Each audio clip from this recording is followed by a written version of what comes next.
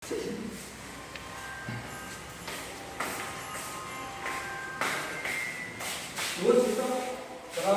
warahmatullahi wabarakatuh. Waalaikumsalam warahmatullahi wabarakatuh.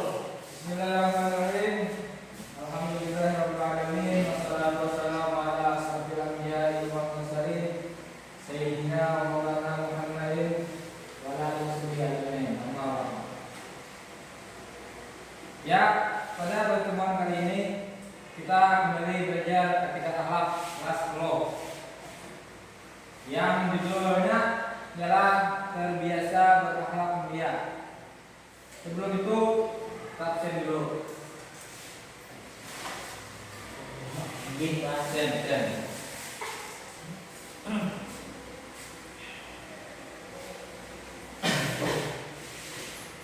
Muhammad Siddiq, Biar Pak. Muhammad Adi Ilham Al-Badri, Ya Pak. M. Irfansah, Ya Pak.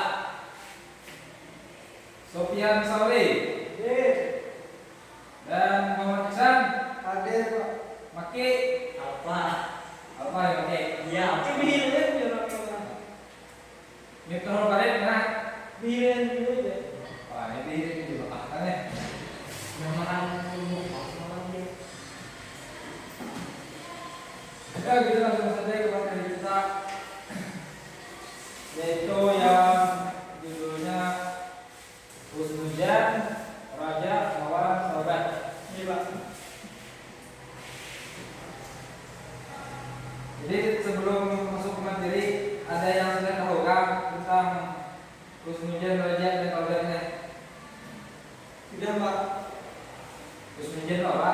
Husnuzan berprasangka baik Pak. Ya, betul. Kalau raja kan, raja kalian sudah tahu? Belum ya? Belum. Kalau taubat sudah tahu kan? Belum. Belum juga. Oke. Ya, kita langsung saja masuk ke materi pertama, yaitu husnudzan. Pengertian husnudzan. Husnudzan berasal dari bahasa Arab yang terbentuk dari dua kata, yaitu husnu dan zan. Husnu memiliki makna baik, sedangkan zan memiliki makna prasangka. Jadi husnudzan maksudnya adalah prasangka yang baik. Adapun lawan dari sifat husnudzan adalah suudzon, yang artinya berprasangka buruk. Suudzon merupakan salah satu perbuatan tercela yang dilarang oleh Allah Subhanahu wa taala. Perhatikan firman Allah berikut ini, yaitu Quran surah Al-Hujurat ayat 12. Bismillahirrahmanirrahim. Ya ayyuhalladzina amanu ijtanibu katsiran minadz-dzanni inna ba'dadz-dzanni itsmun. Artinya, hai orang-orang yang beriman, jauhilah kebanyakan prasangka, karena sebagian dari prasangka itu dosa. Hal tersebut senada dengan hadis Nabi Muhammad SAW sebagai berikut. An Abi Hurairah an Nabi sallallahu alaihi wasallam qala, iyyakum wa dhannu fa inna dhanna akdzabul hadits. Rawahu Bukhari. Artinya dari Abu Hurairah dari Nabi Muhammad sallallahu alaihi wasallam beliau berkata, jauhkanlah dirimu dari berprasangka buruk. Sesungguhnya prasangka buruk adalah pembicaraan yang paling dusta. Hadis riwayat Bukhari. Nah, selanjutnya kita masuk ke pembagian husnudzan. Husnudzan dibagi menjadi tiga, yaitu husnudzan kepada Allah, husnudzan kepada diri sendiri, dan husnudzan kepada orang lain. Husnudzan kepada Allah artinya sikap berbaik sangka terhadap semua ketentuan Allah yang telah berlaku. Dalam setiap hal, manusia harus berbaik sangka kepada Allah bahwa Dia akan memberikan hasil yang terbaik bagi kita. Misalnya, kita ditimpa suatu musibah, maka kita harus berkeyakinan bahwa itulah yang terbaik bagi kita. Menurutnya, di balik semua itu pasti ada hikmah yang tersembunyi. Kita tidak boleh berburuk sangka kepada Allah seburuk apapun takdir yang sudah dijalani. Selanjutnya, husnuzan kepada diri sendiri. Husnuzan kepada diri sendiri artinya memiliki keyakinan yang kuat akan kemampuan diri dan memiliki sikap optimis. Husnuzan terhadap diri sendiri juga disebut dengan istilah berpikir positif atau positive thinking. Selanjutnya yang ketiga, husnuzan kepada orang lain. Husnuzan kepada orang lain artinya selalu mempunyai prasangka baik terhadap orang lain. Perilaku husnuzan kepada orang lain bisa menghilangkan rasa permusuhan, iri, hasad, dan perilaku negatif lainnya yang berpangkal pada adanya prasangka baik kepada orang lain. Selanjutnya, hikmah selalu berhusnuzan. Yang pertama, selalu optimis menyongsong masa depan. 2, tidak mudah putus asa. 3, selalu bersyukur kepada Allah. Berhusnuzan harus lebih ditingkatkan dalam beberapa hal, antara lain dalam menjalankan ketaatan kepada Allah SWT dan husnuzan saat tertimpa musibah. Selanjutnya materi yang kedua yaitu raja. Raja, pengertian raja, setiap muslim memiliki harapan setiap amalan yang dilakukan diterima dan diridai oleh Allah SWT. Harapan tersebut dalam bahasa Arab diterjemahkan dengan kata raja. Tentunya kita pasti mengharap rahmat dan karunia yang besar dari Allah. Raja merupakan salah satu akhlakul karimah yang bermanfaat untuk mempertebal keimanan kepada Allah. Kita juga dianjurkan untuk selalu memohon ampun kepada Allah SWT karena kita meyakini bahwa Allah Zat yang Maha Pengampun. Lawan dari sifat raja adalah berputus harapan atau asa, atau dalam syaratnya ada yang masuk terhadap ridha dan rahmat Allah. Orang yang berputus asa terhadap Allah berarti ia berprasangka buruk kepada Allah SWT yang hukumnya haram dan merupakan ciri dari orang kafir. Allah SWT berfirman sebagai berikut. Wala tab'asu bismillahirrahmanirrahim. Wala tab'asu min rawhillah. Innahu la ya'asu min rawhillahi illa qaumul kafirun. Artinya, dan janganlah kamu berputus asa dari rahmat Allah. Sesungguhnya tiada berputus asa dari rahmat Allah melainkan kaum yang kafir. Quran surah Yusuf ayat 27. Yang selanjutnya ciri-ciri sifat raja.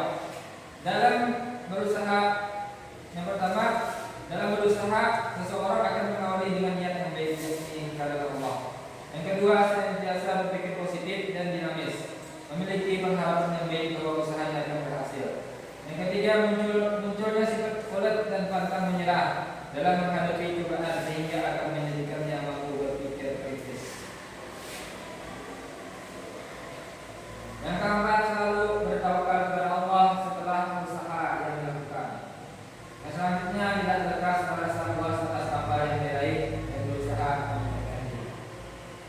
Yang selanjutnya, yang terakhir materi kita hari ini yaitu taubat. Pengertian taubat, kata taubat berasal dari bahasa Arab taba yaqumu taubatan, yang artinya kembali.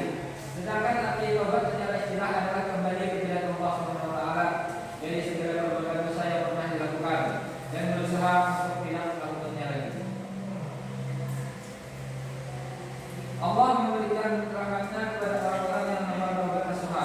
Allah Subhanahu wa taala berfirman dalam Quran surah At-Tahrim ayat 8. Ya bismillahirrahmanirrahim. Ya ayyuhalladzina amanu tubu ilallahi taubatan nasuha asa rabbukum ayyakaffira 'ankum sayyi'atikum wa yudkhilakum jannatin tajri min tahtiha al-anhar. Artinya, hai orang-orang yang beriman, bertaubatlah kepada Allah dengan taubatan nasuha, taubat yang sebenarnya. Mudah-mudahan Rabbmu akan menutupi kesalahan-kesalahanmu dan memasukkanmu ke dalam jannah yang mengalir di bawahnya sungai-sungai. Allah Subhanahu wa taala akan menerima taubat seseorang selama dia hidup sebelum hari kiamat.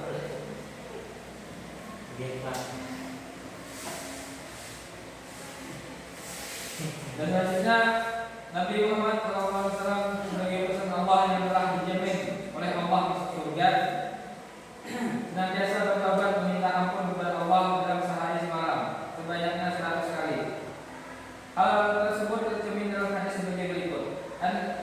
Abi Hurairah qala sami'tu Agarra wa kana min ashabin Nabi sallallahu alaihi wasallam yuhaddithuna Umar qala Rasulullah sallallahu alaihi wasallam ya ayyuhan nas tubu ila Allah fa inni atubu bil yawmi ilayhi min hadha al-marra.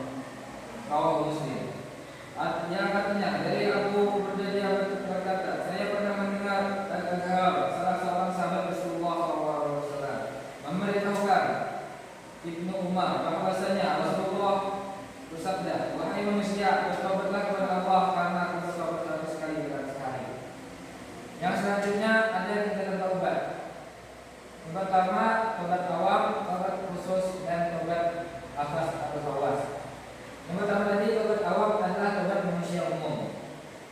Yang kedua taubat khawas, taubat orang yang khusus. Yang ketiga taubat akhas atau khawas, yang dikatakan taubat yang paling tinggi. Contohnya taubat Rasulullah SAW ketika dia berkata, sesungguhnya ini adalah kebodohan pada hatiku dan sesungguhnya aku akan memohon ampun kepada Allah sebanyak 70 kali dalam sehari. Dengan kata lain, untuk membersihkan hatinya dari menaruh perhatian kepada selain Allah, Rasulullah beristighfar kepada Allah. Istighfar yang dilakukan benar-benar keluar dari lubuk hati yang paling dalam, bukan hanya ucapan lisan atau hiasan bibir tanpa penghayatan. Yang selanjutnya syarat-syarat taubat. Yang pertama, menyesal terhadap perbuatan maksiat yang telah diperbuat. Yang kedua, meninggalkan maksiat itu. Yang ketiga, bertekad dan berjanji dengan sungguh-sungguh tidak akan mengulangi perbuatan maksiat itu. Yang keempat, mengikuti dengan perbuatan baik karena perbuatan baik akan menghapus keburukan. Akan tetapi, apabila dosanya terhadap sesama manusia, syarat taubatnya selain yang 4 macam tersebut ditambah dengan 2 syarat berikut ini. Pertama, meminta maaf terhadap orang yang dizalimi atau dirugikan. Kedua, mengganti kerugian yang setimpa dengan kerugian yang dialaminya, yang diakibatkan perbuatan zalim atau meminta kerelaan. Ya demikian materi kita lagi.